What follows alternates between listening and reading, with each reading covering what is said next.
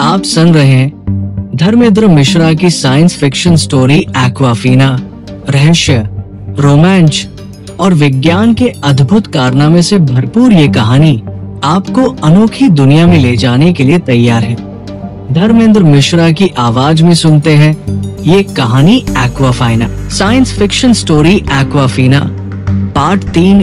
एक्वाफीना दल का नेतृत्व सिमोंडा कर रहा था। सिमोंडा जिब्राल्टर से ऐसे युद्ध लड़ रहा था जैसे ये उसका आखिरी युद्ध हो। सटीक और आक्रामक उसका कोई भी वार खाली नहीं जा रहा था। वही रुआबा भी एक्वाफीना दल के साथ जिब्राल्टर का बड़ी बेरमी से शिकार कर रहा था। जिब्राल्टर अचानक से हुए इस हमले के लिए तैयार नहीं थे, जिससे उन्हें भारी नुकसान उठाना पड़ा। बहुत से जिब्राल्टर के बच्चे मारे गए।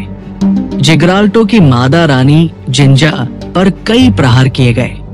एक्वाफीना लड़ाकों के वार उसकी मोटी खाल और विशाल शरीर पर खरोच की तरह थे। जिंजा को मारने के सारे प्रयास नाकाम साबित हुए। जिंजा बुरी तरह बौखला गई, भयंकर नाद करने लगी। उसकी उस आवाज से पानी में उठ रही लहरों के साथ कंपन होने लगा, जैसे बिजली का तेज झटका लगा हो। एक्वाफीना के लड़ाके दूर जा गिरे। उनके शरीर की शक्ति शिथिल पड़ गई। देखते ही देखते कई वयस्क नर जो शिकार पर गए थे, एक्वाफीना के लड़ाकों को घेर कर शिकार करने लगे। एक्वाफीना के लड़ाकों में भगदड़ मच गई। वे तितर बितर होने लगे। रुआबा मोर्चे से हट गया। सिमोंडा पूरी तरह से अकेला पड़ गया, लेकिन उसने लड़ने का जज्बा नहीं छोड़ा। जिब्राल्टर के वार से उसके शरीर पर गंभीर चोटें आईं। तभी सिंघाला, जो अब तक युद्ध से दूरी बना रहा था, अपने पिता की जान बचाने के लिए ना चाहते हुए भी उस युद्ध में शामिल हो जाता है। सिंघाला अकेले जिब्राल्टर के झुंड को खत्म तो नहीं कर सकता था, लेकिन वो उनकी युद्ध कला और रणनीति से पूरी तरह से वाकिफ हो चुका था। अपनी तेजी, बुद्धि और शक्ति के बल पर अपने पिता को जिब्राल्टर के इलाके से बाहर खींच लाया। किसी सुरक्षित ठिकाने पर पहुंचकर सिंघाला अपने पिता का उपचार करता है। सिमोंडा की बस सांसें चल रही है। वो बुरी तरह घायल हो चुका है। सिमोंडा अपने बेटे को समझाते हुए, तुमने बहुत देर कर दी। सिंघाला सिमोंडा की ओर सांत्वना भरी निगाहों से देखते हुए, ठीक हो जाएंगे, बस कुछ खरोच है। सिमोंडा अपने मुंह से खून की उल्टियां करते हुए हिचकी लेता है। बड़ी मुश्किल से बोल पाता है, मुझे हमेशा से यही फिक्र रहती थी, मेरे बाद तुम क्या करोगे। इस दुनिया से जाते हुए मुझे इस बात की खुशी है कि तुम मुझसे भी अच्छा राजा साबित होगे। सिंघाला की आंखों में आंसू भर आते हैं।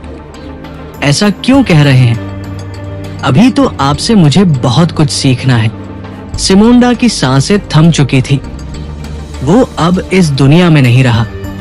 सिंघाला सिमोंडा को अपनी गोद में उठाकर एक्वाफीना इलाके में पहुंचता है। रुआबा सिंघाला को देखते ही एक्वाफीना के लोगों को संबोधित करते हुए, वो आ गया अपने पिता का कातिल। इसी ने हमारे राजा की हत्या की है। सिंघाला की बहन सिनाला रुआबा से, ये तुम क्या कह रहे हो? ऐसा नहीं हो सकता, मेरा भाई ऐसा नहीं है। रुआबा गुस्से से तमतमाते हुए, तुम्हारा भाई ऐसा ही है, मैंने उसे अपनी आंखों से देखा है। रुआबा का समर्थन करने वाले लड़ाके जो युद्ध छोड़कर भाग गए थे, उसका समर्थन करते हुए यही हत्यारा है। एक्वाफीना के लोग क्रोध और गुस्से से सिंघाला को देखकर गरजने लगे, इसे जीने का कोई अधिकार नहीं है, इसे भी मार डालो। जैसे ही सिंघाला को मारने के लिए उसकी ओर बढ़े, सिंघाला की बहन सिनाला अपने भाई को बचाने के लिए सामने आ जाती है। अपने धारदार पंख फैलाकर सिंघाला के चारों तरफ रक्षा कवच की तरह घेर लेती है। क्रोध से चिंघाड़ते हुए, जिसे अपनी जान की परवाह हो, पीछे हट जाए।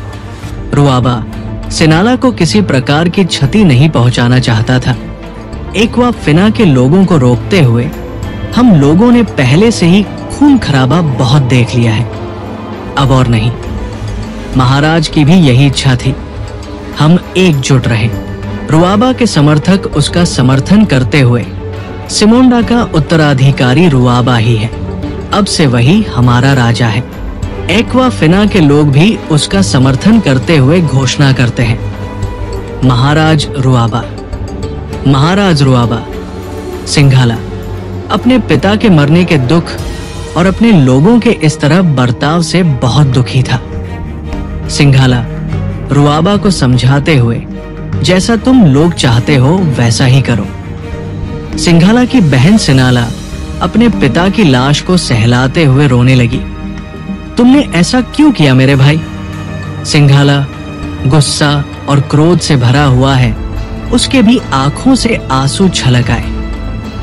मेरा यकीन करो, मैंने अपने पिता को बचाने की बहुत कोशिश की, लेकिन नाकाम रहा। रुआबा सिंघाला की ओर घूरते हुए, निकल जाओ यहाँ से। सिंघाला चुपचाप वहां से जाने लगता है। उसकी बहन सिनाला भी उसके साथ चलने लगती है।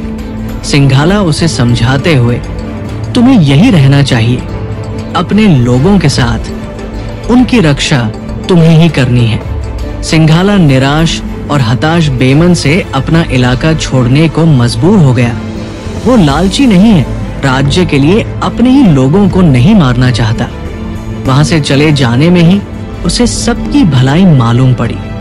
इस कहानी का आखिरी भाग अगले पार्ट में। इसी तरह और भी स्टोरी का आनंद लेने के लिए हमारे चैनल को सपोर्ट करें। धन्यवाद।